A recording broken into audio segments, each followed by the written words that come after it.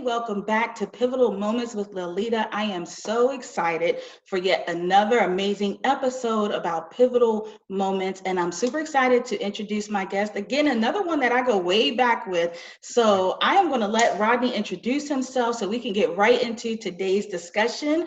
Rodney, welcome to the video series of Pivotal Moments. Hello, Lita. Hello, everybody. I am so happy to be here.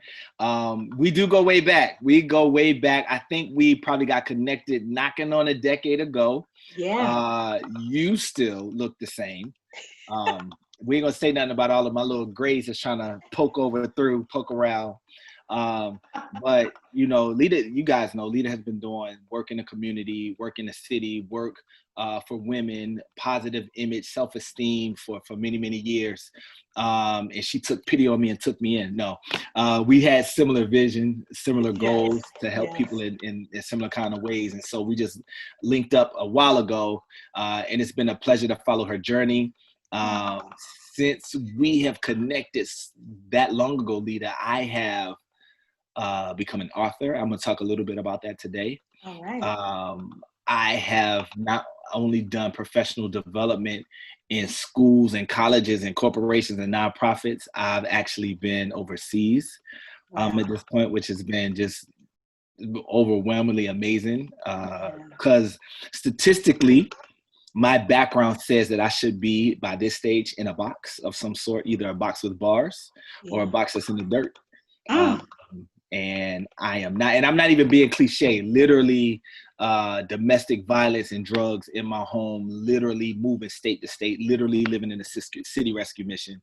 Literally between kindergarten and 12th grade, I think I was in like 7 or 8 schools or something like that. Just a complete lack of stability in the upbringing. So not to say that my struggle or my story was any worse or harder than anyone's, but in sharing mine, I can give honor to the fact that if it wasn't for mentors and great relationships like yourself and being able to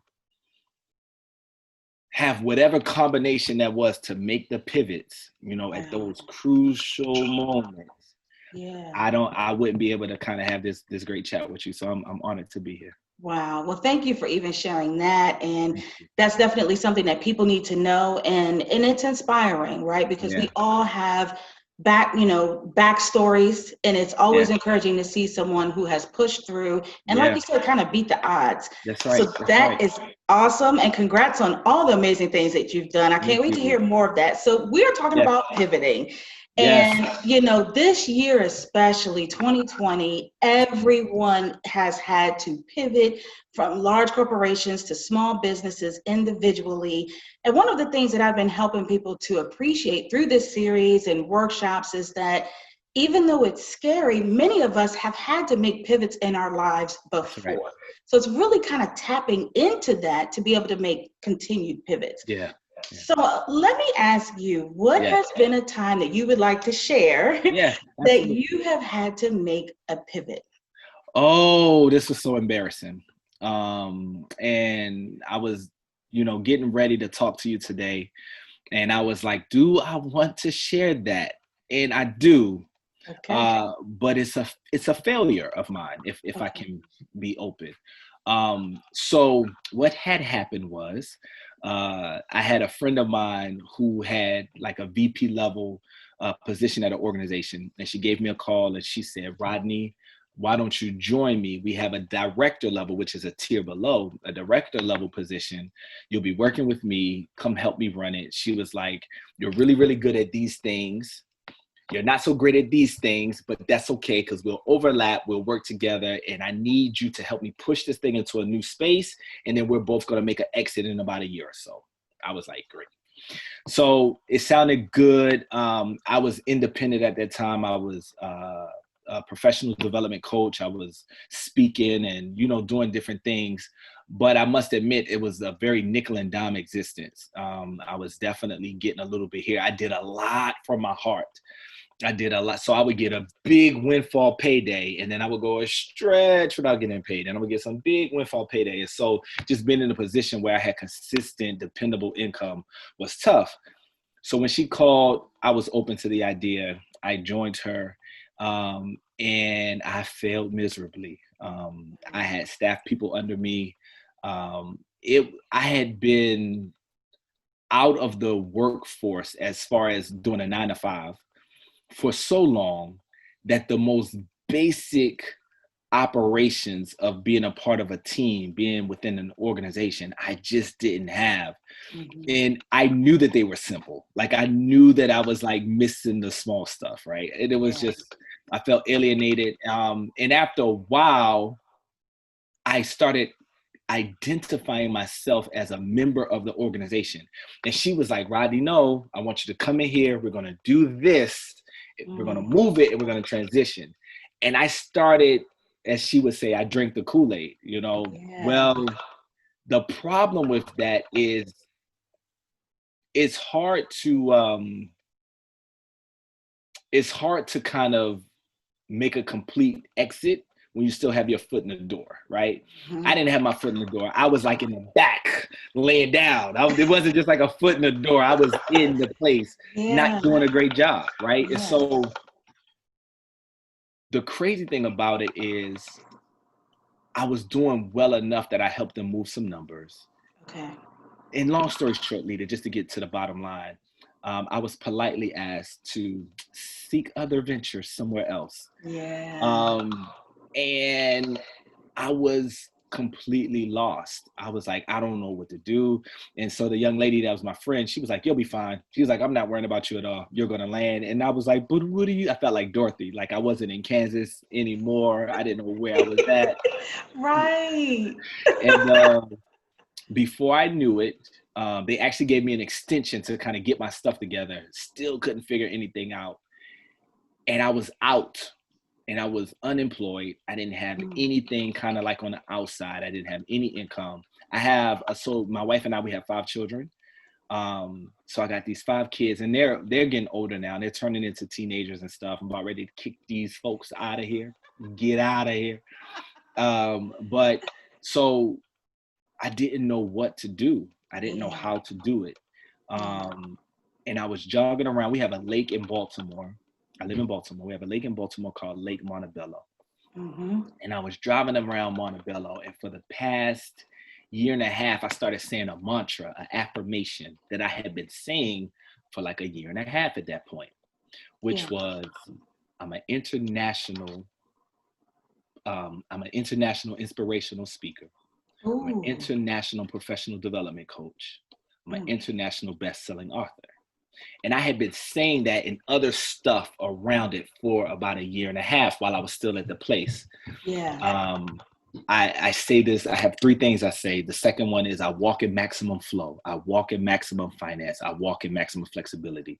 And the third thing is that my relationships, that I can be a conduit of new health and new wealth for the people that's in my circle, right? Just how do I create, from me naturally being me, how does me naturally being me allow people to experience different and better with themselves in ways that they may not have if we weren't connected.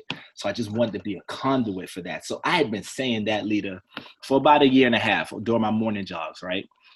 And I was jogging and all of a sudden it hit me. It is no way for me to be an international inspirational speaker, international professional development coach, punching a card. There's no way for me to operate in a maximum flow, maximum flexibility, when I have overhead and deadlines. Jobs are fine. Jobs and being employed with organizations is phenomenal. But that wasn't my prayer. That wasn't my affirmation. That wasn't what I was chewing on. And so the craziest thing is I have the greatest relationship with those people. And they were like, we just don't know what else you can do here, Rodney. And it was almost as if I worked myself out of a job. Like it was the craziest thing. It was the craziest thing in the world. But I was running around that lake, Lita, and I heard my affirmations played back to me. And it was like, did you really lose an opportunity? Or are you pivoting? Are you moving? Are you being in a position to really become who you believe yourself to be? Hit me like a ton of bricks. Hit me like a ton of bricks. And I can't say that the next day was magical. right? But I can tell you that was 2018. Wow. It's 2020. Since then, 2018, I published this book. It's called Get Off the Cycle and Run. Ooh. Is it backwards for you? Yes or no? No, it's coming through clear. Yeah, it's coming through. Yeah. So the idea about get off the cycle and run, it came, my mama called me one day and she was fussing. And she was like, I'm just tired of people going over and over and living the same lifestyle. And when are we going to make some changes? And we're doing the same thing that our parents did. My sisters was doing stuff. My sister's friends was doing stuff. She was sick of it. She was crying. She was fed up. She was like, somebody got to break the cycle. Who's just going to get off the cycle and run? And because I'm touched and special in my little brain, I saw this whole image of somebody on an exercise bike, pumping, working, trying and sweating, but not going anywhere, right? Then getting off that exercise bike that wasn't anywhere, using that same effort, that same energy, that same strength, and taking off, right? I love it. So the whole book is an extended metaphor about how bikes represent our life and how the handlebars are like control. So if I'm in a situation where I don't have control, that's a cycle I might need to get off and run. I would do better to run. Pedals are passion. It drives us. If I'm going through the motions, but I'm not passionate about it, why? Or life's too short, right? So the whole book kind of takes us through that and the different types of cycles. Wow. But one day, that turned into, because there's a bunch of stories and metaphors in here. It's fun read. It sounds like how I talk. So if you can follow, if y'all can follow me, the book sounds like this, right? If I sound crazy, the book will sound crazy, right? But if I sound at all kind of engaging, this is what the book sounds like. Wow.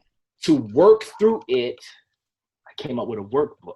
Oh my goodness. Right? And so we're not just running, right? But we're going to actually do the work. And so it's all kinds of charts and graphs and all kind of things and coloring. That is amazing. Thank you. So, and this is all me. This is all my little stuff. That's and somebody told me, they was like, Rodney, I love that workbook, but it's like a college curriculum. And I wish that I just could like work on, because there's financial sections in there to get off our money cycles, our ruts, self-esteem sections and word search and all that kind of stuff that ties into the same thing. So then I started pulling out sections. Now we get off the cycle. What you doing it? I love it. And we get our money right. Like there's some habits, and this thing, the thing I love about this, and I'm talking about it as if I didn't do it. Yeah. But you remember the Matrix, the movie The Matrix? Mm-hmm. And you remember they would, Neo sat in that chair and he got plugged in the back and he was like, oh man, I know how to do jujitsu now. I know how to fly a helicopter. Yeah. These things felt like a download leader. Like I'm proud of them as if I didn't do them. Yeah. So it sounds like that. That's really what it feels like to me. Yeah. And I would go back and work through it. I'm like, oh man. But it was really like a new experience for me as a participant than when I was just like the mouthpiece for it, if that makes any sense. That makes a lot of sense. That is so exciting. And I will definitely be checking those out myself. Feel free. We're going to do some discounts. And I tell you what, let's do this. Anybody that's connected to you that wants access, let's do some discounts. Right? Okay, there you go. That's what I'm talking about. Let's do it like that. And Thank as a matter you. of fact, I'll write in them. So I'll get them. Because they're on Amazon, but if you get them on Amazon, you got to pay full price. Yeah. We'll do it. I'll get them on for the printers, the author's version of them. Yeah. I'll write into whoever it is, and we'll get them to your people. That's awesome. Just to spread the love. I love it. Oh my goodness, that's so exciting. Well, that was awesome. And thank you so much for sharing that journey. And in pivots, when we talk about pivots, one thing that I found to be interesting is that pivotal moment, I had never thought about the connection between a pivotal moment and the word pivot itself. Yes. And how it really is, it comes from pivot. And it is all about that moment, is that center thing that causes you to make that shift. Yes. So for you, in making this pivot and having these pivotal moments, what did you discover was that central thing? What was central importance to you that had to remain the same and you could make those pivots around? So one of the things that I've always done really fluidly, effortlessly in my life, that's I call it a sweet spot to be in. It's a flow for me. I have a way, Lita, of allowing people to tap into a new permission for themselves to do different and better in ways that they may not have done. I've done it with little kids. I've done it with sports, just like, how do I experience me with my same stuff? I remember when we had in Baltimore some years ago, it's funny that kind of history repeats itself. In Baltimore, we had the Freddie Gray unrest that was happening all over the place. And I was asked to come into a couple of schools and talk to the high school students because they felt, well, this particular principal, it was a couple that did it, but this first one sticks out. He was like, they want to do something, they just don't know what. And so when I met with them, they was like, we're not the mayor. We don't have the budget. City council don't listen to us. What can we do? We're just going to keep living like this.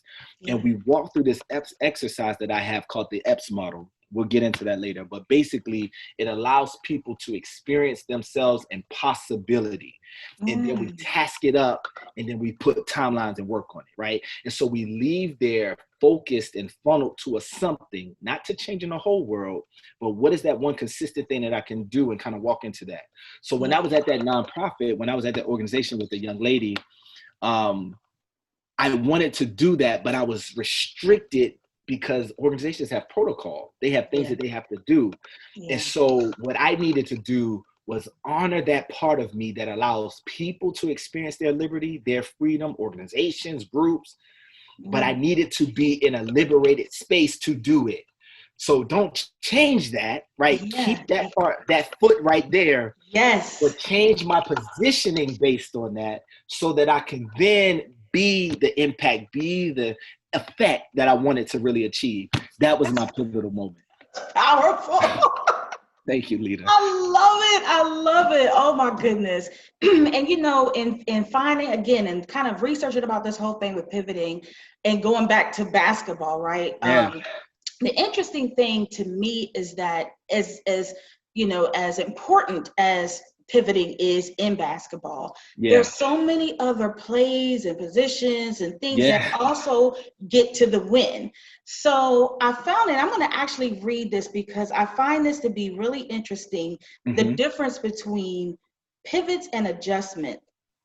Adjustment is defined as the process of adapting or becoming used to a new situation. So even though we make adjustments in order to pivot, it really kind of gives a different feeling. So for you, when have you had to make adjustments rather than make the pivot? All the time. No, right. I'm just going to kind of keep with that same example right there, right?